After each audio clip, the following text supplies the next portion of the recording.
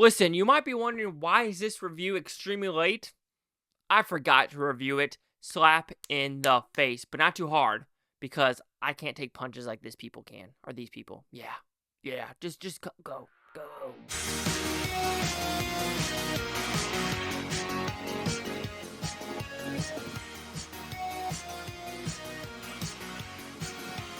Chase Lee Hockey here with the Blue Futon reviewing Twilight of the Warriors Walled In. Sorry, I have to because I totally forgot what it was called. Anyway, what's about? Pretty simple premise. Hong Kong, a butt ton of refugees in the 80s, and they don't know where to put them, right? And this guy, he's like, I don't know where to go. I have nothing to do, but I need ID to work. So he finds this, this bad guy, if I want to put that one, says, look, I need ID. First he goes to a place to fight, right? He goes fight, boom, he's out, bam. Wham, bam, thank you, ma'am. He gets the money. He's like, okay, let me take this money and get an ID. He gives it to gangsters, and they're like, here's your ID. And it's a piece of shit. And he's like, I can't use this. So he gets mad, and he steals a bag thinking it's money. And he goes to this walled-in city. And let's just say he gets his shit rocked in this walled-in city. Broken bones, through and throughout, blood everywhere.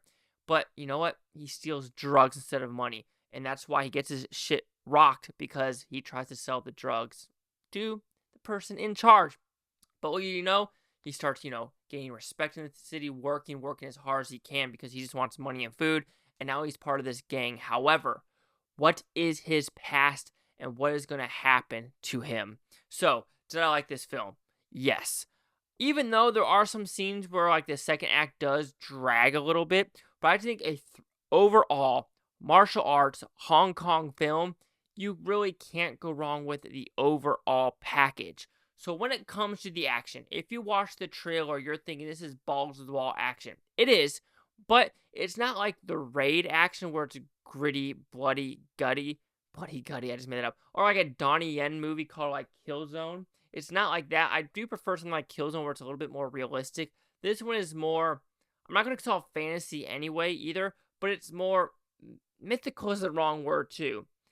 Hero is also the wrong word too, because this one has a guy that could somehow take any punch, doesn't bleed or anything. And I was a little bit confused with that character overall, thinking, what's the point of adding him into this movie where there's no other people that have this Achilles heel where they just can't do anything to him? So I do wish that was a little bit changed.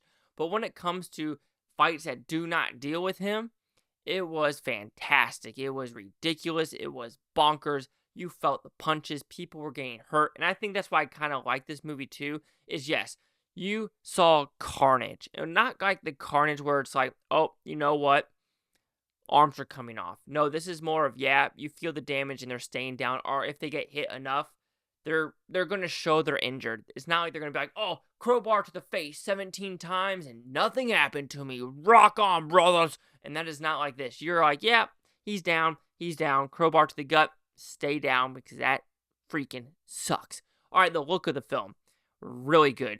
The walled in part, you've seen it in a lot of movies before. You truly have, where it's like, like I said, you call it the Raid. You could call it, there's the platform. There's things like that where it's like, okay, you've seen the premise before, but this one does do a little bit more fun with it, with the whole refugee part, with the 80s in Hong Kong, and just the dirty grittiness of it, which is interesting, because usually China, even though I know Hong Kong, China, different, but doesn't like showing dirtiness, because hence, if you knew anything about Mission Impossible 3, a lot of the scenes were taken out because it showed China as being quote-unquote dirty, which is like, okay, there are any country you go to, there's going to be dirty parts. So I found that really weird that, there's aesthetics.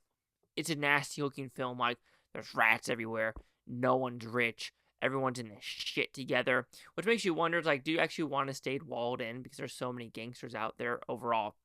Like I said, first act, fantastically paced. Third act, fantastically paced.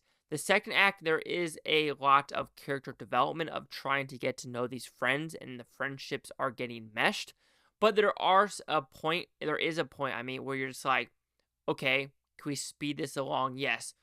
It does slowly connect to the outside world and who these other gang bosses are. But like I said, it does take some time to get there, and you do get a little bit antsy in the seat, because it is such a high in the beginning where you're just like, oh my god, give me more. And the trailer shows it's going to be sporadically throughout, but Like I said, the second act, there's a little bit here and there, but you're just like, I need some of that heroin because I need to get, even though heroin would be the completely wrong one because heroin gets you down. Even though that's the one drug I would never, ever, ever, ever touch, even though I've never done drugs, but putting needles in you, oh my God.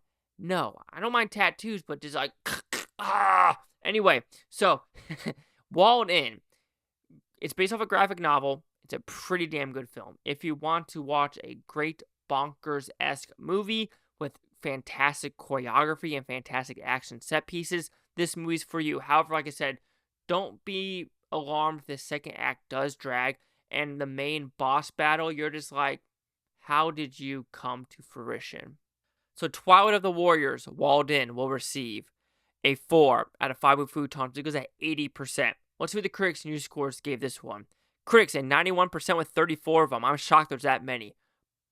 Audience, 85%. Critic consensus, an action-packed homage that nails the nitty-gritty, choreo-crazed days of 80s Hong Kong cinema to masterful effect. Yes and no. I would say the only negative to that is 80s Hong Kong really didn't have CGI. This somewhat did. Anyway, 85, 91, 80. Chase Sock here with the Blue Futon. Like, comment, subscribe. One more thing is Bhutontopia. You Blue Futonians, thank you for watching. Have a great day. I'll watch the state tomorrow, week from now, month, and a year from now. Risk freaking one of you. Peace and love, peace and love.